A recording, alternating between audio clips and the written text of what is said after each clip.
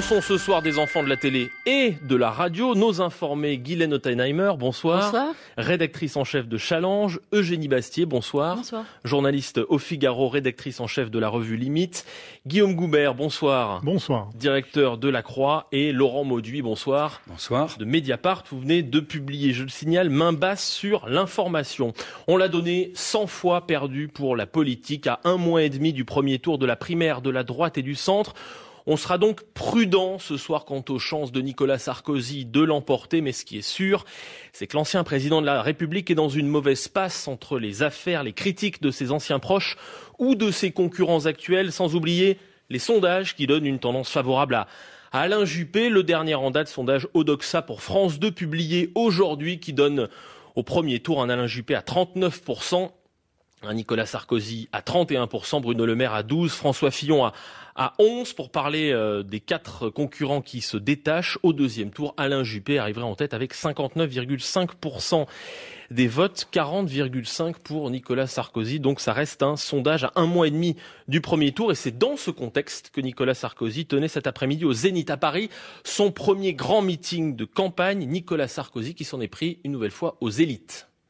Je suis candidat pour parler du quotidien des Français, pas pour être le représentant d'une petite élite pour qui tout va bien. Cette élite, elle ne prend pas le métro, elle voit les trains de banlieue en photo, elle regarde avec une larme à l'œil les collèges de ZEP, et elle s'imagine qu'il y a même des commissariats où on peut éventuellement déposer une main courante.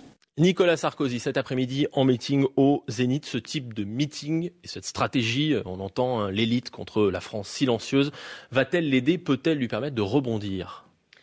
Moi, je suis frappée par le fait que Nicolas Sarkozy, depuis son entrée en campagne, ne réussit pas à se renouveler. Et c'est même un Nicolas Sarkozy de 2007 un peu en rétréci.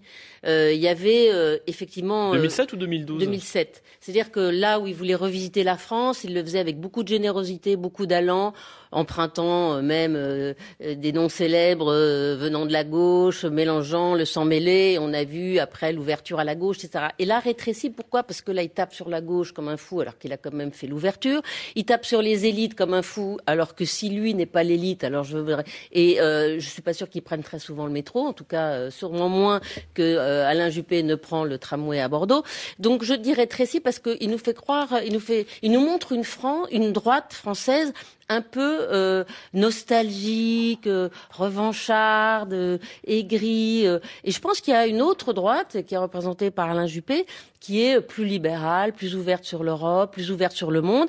Et en plus, Alain Juppé a cet avantage, je crois, est en train de prendre l'avantage aussi, parce que ça fait 2 ans qu'il est en campagne et 2 ans qu'il n'a pas varié de stratégie, qu'il n'a pas sorti de son chapeau un référendum, une nouvelle mesure, une baisse d'impôts, une baisse de ceci. Il ne cherche pas le dernier coup, la dernière petite phrase qui va aguicher les lecteurs. Et donc, je pense que les Français sont assez intéressés par cette tranquillité. Nicolas Sarkozy qui a répété cet après-midi sa volonté d'organiser 2 référendums, l'un sur l'immigration et l'autre pour permettre l'internement des personnes fichées S. Est-ce que ça fonctionne ? Ça peut fonctionner, Eugénie Bastier.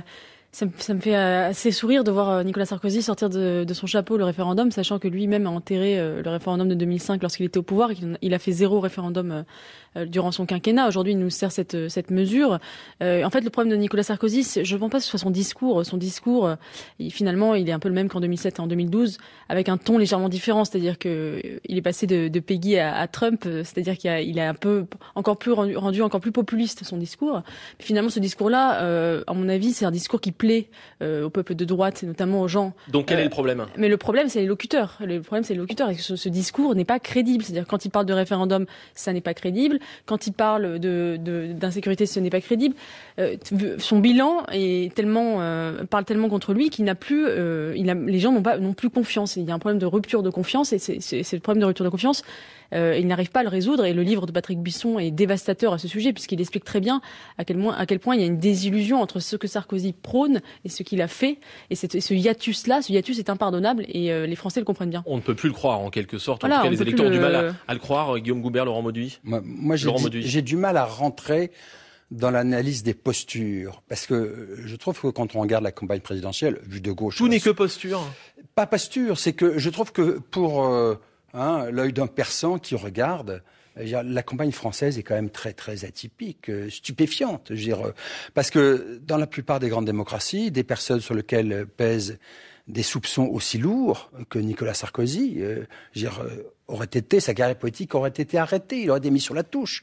Au moins pour une raison éthique, puisqu'il n'a pas encore été condamné. Éthique, vous vous rappelez de la jurisprudence Balladur que lui-même avait défendue, Nicolas Sarkozy en son temps. Or, la question c'est, est-ce qu'il peut rebondir ma réponse, c'est pour ça que je vous dis, c'est la posture importe peu. C'est est-ce que dans un état de droit, il n'y a pas quelque chose de stupéfiant à voir quelqu'un qui est 2 fois mis en examen. Il n'est pas condamné, c'est l'état de droit. Non, d'accord, je vous ai rappelé la jurisprudence Balladur, où quiconque est mis en cause se met sur la touche. Par ailleurs, il y a l'affaire libyenne, qui est une affaire considérable, parce que derrière cette affaire libyenne, il y a le soupçon qu'il y a peut-être eu une guerre pour convenance personnelle. Donc, en Grande-Bretagne, des ministres ont été mis sur la touche parce qu'ils ont pris 3 livres dans leur poche. Donc il sera rattrapé par la justice et il ne rebondira pas. Je ne sais pas. Et l'aspect stupéfiant, c'est que son rival, Alain Juppé, ne l'interpelle pas sur cette question. Est-ce que dans un état de droit, une chose pareille semble... Pour quelle raison ? Parce qu'Alain Juppé lui-même a été condamné.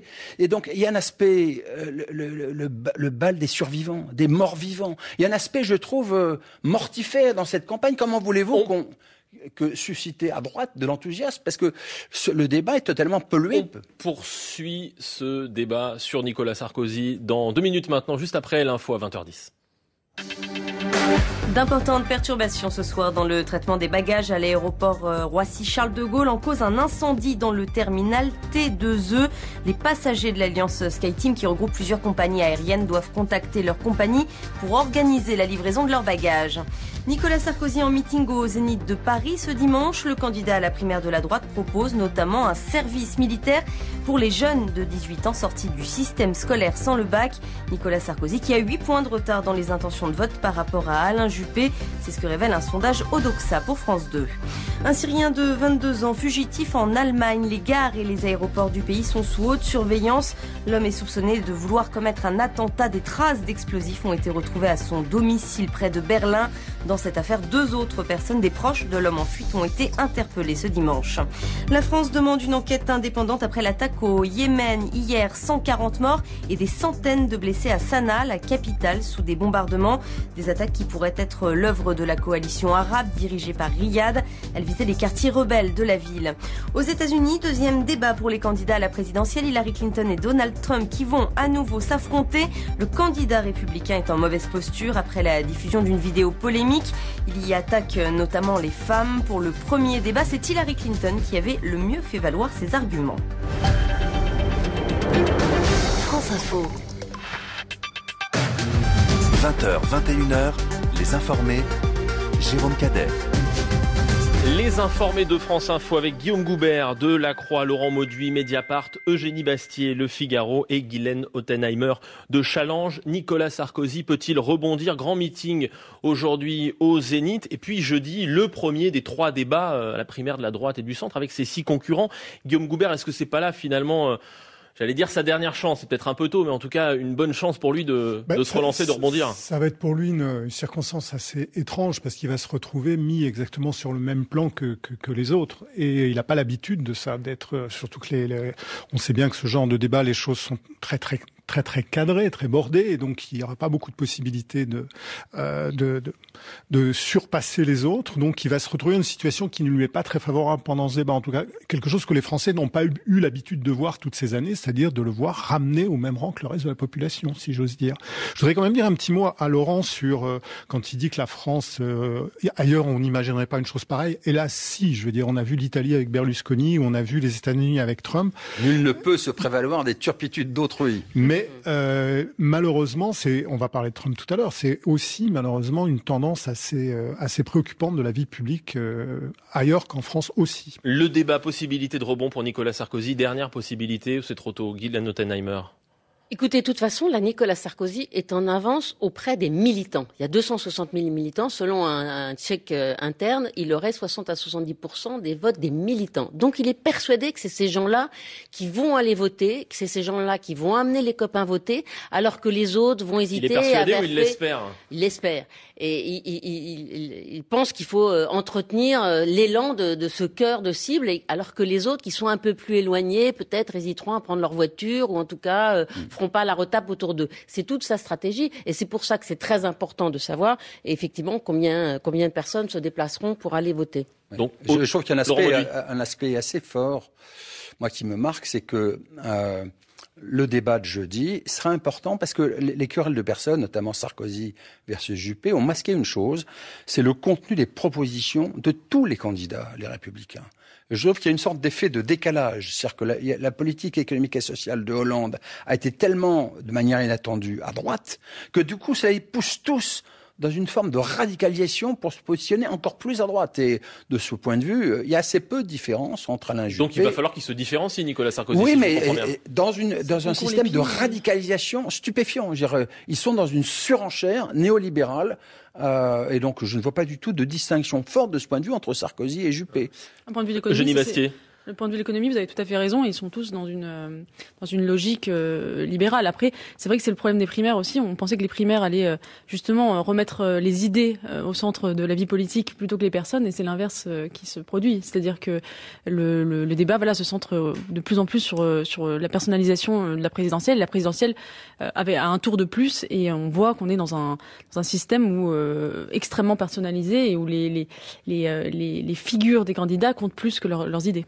Un tout petit mot sur le néolibéral. C'est vrai que c'est une politique libérale et elles se ressemblent toutes.